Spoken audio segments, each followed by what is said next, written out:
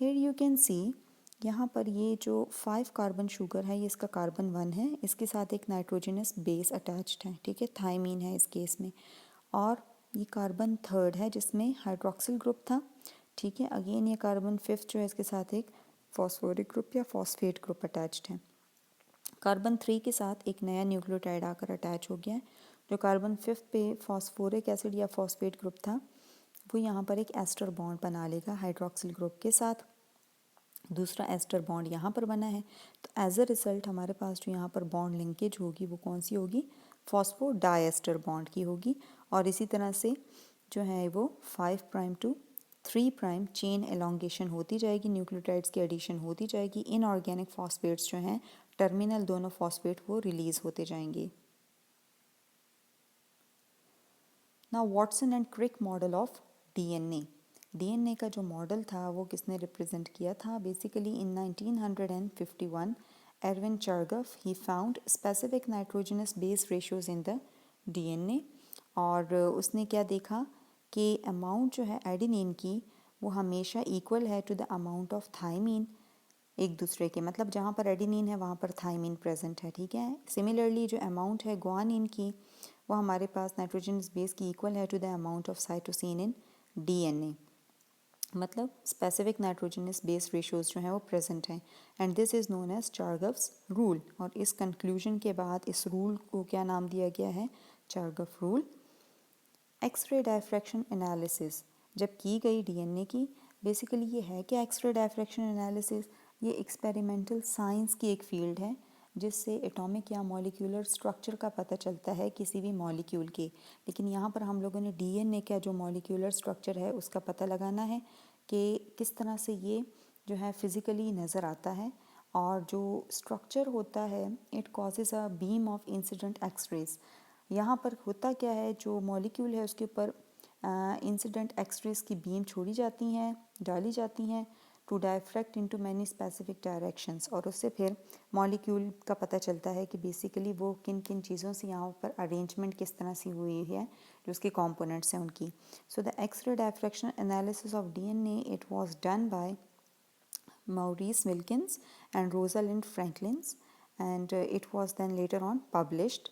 They first time claimed that DNA is a duplex और double helix molecule, double stranded है और helical shape में DNA जो है वो ट्विस्टेड फॉर्म में प्रेजेंट है।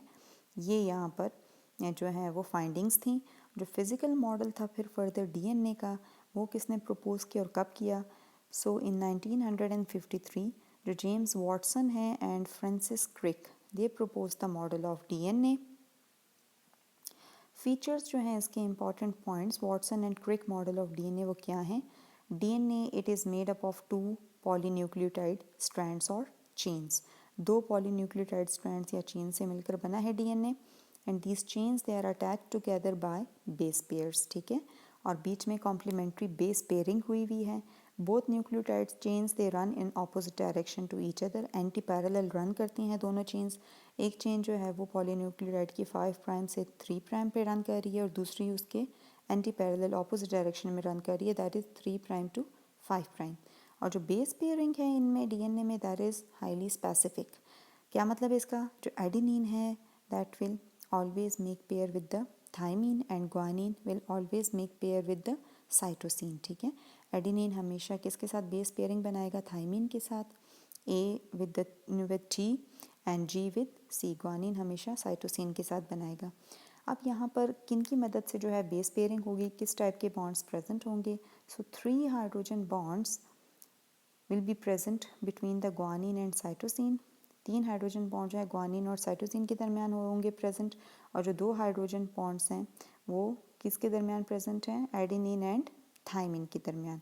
And the ratio of 8 adenine to thymine और cytosine to guanine is equal, ठीक है।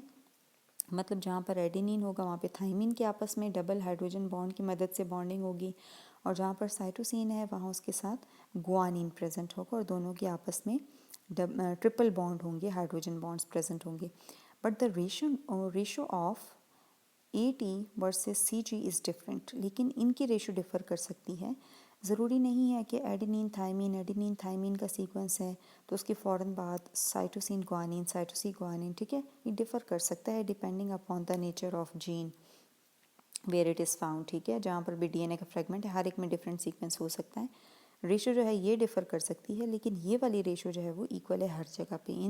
इनकी आपस में जस्ट जो है वो बॉन्डिंग है, कॉम्प्लीमेंट्री बेस पेयरिंग है। And each turn off the duplex consist of 10 base pairs. और जो हर टर्न है डुप्लेक्स की, वो जो स्ट्रैंड की है हेलिकल, वो 10 बेस पेयर्स पर मुश्तमिल है। और हर बेस पेयर के आपस में जो डिस्टेंस है दैट इज़ 0.34 नैनोमीटर। तो ओवरऑल हमारे पास पूरे टर्न का जो है वो कितना आएगा डिस्टेंस, 3.4 नैनोमीटर आएगा।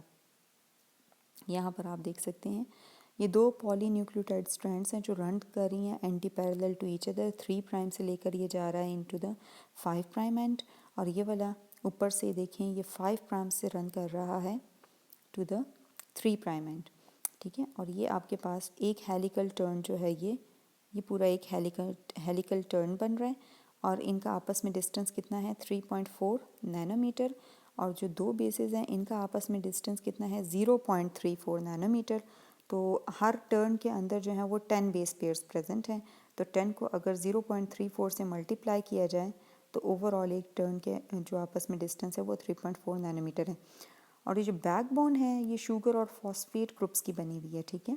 यहाँ पर आप देख सकते हैं बैकबोन ये रही, जो आपके पास 5 कार्बन शुगर थी। इन case of DNA deoxyribose sugar है ये, क्योंकि जो कार्बन 2 है वहाँ पर ऑक्सीजन जो है वो एब्सेंट है, हाइड्रोजन एटम प्रेजेंट है। और साथ में ये एक फॉस्फेट ग्रुप लगा हुआ है, ठीक है। जो बैकबोन है वो शुगर और फॉस्फेट की है, और जो बीच में है ये कॉम्प्लीमेंट्री बेस पेयर्स हैं आपस में जो बॉन्डिंग हुई हुई है हाइड्रोजन बॉन्ड्स की मदद से। यहाँ पर देखें ग्वानिन जो है उसकी साइटोसिन के साथ बेस पेयरिंग है with the help of 3 hydrogen bonds, ठीक है। इसी तरह से एडेनिन की थाइमिन के साथ है base pairing with the help of 2 hydrogen bonds and so on. और यहाँ पर इसके जो है ये इसका मेजर ग्रूव है, ठीक है, और ये इसका माइनर ग्रूव है। While these are the complementary bases. यहाँ पर बेस पेयरिंग हुई हुई है, नाइट्रोजनस बेसिस हैं ये सारे। और ये हमारे पास ओवरऑल जो है स्ट्रक्चर है डीएनए का, और ये पार्शियल इसका केमिकल स्ट्रक्चर गिवन है।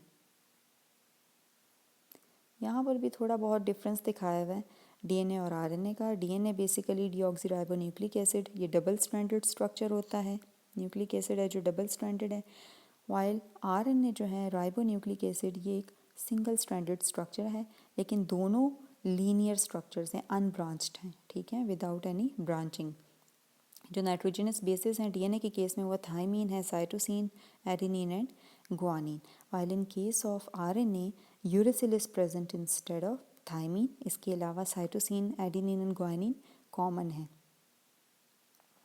आरएनए वर्सेस डीएनए, यहाँ पर देखें जो डीएनए है डीऑक्सीराइबोन्यूक्लिक एसिड, इसमें यही डबल स्ट्रैंडेड आपके पास जो है वो स्ट्रैंड है डीएनए का, और डीऑक्सीराइबोज शुगर प्रेजेंट है। ये देखें कार्बन 2 है, उस पर हाइड्रोजन एटम है, ऑक्सीजन एब्सेंट है। और यहाँ पर जो इन्होंने नाइट्रोजनस बेसिस दिखाई हुई हैं in case of DNA, thymine है, साइटोसिन है, गुआनिन है, और साथ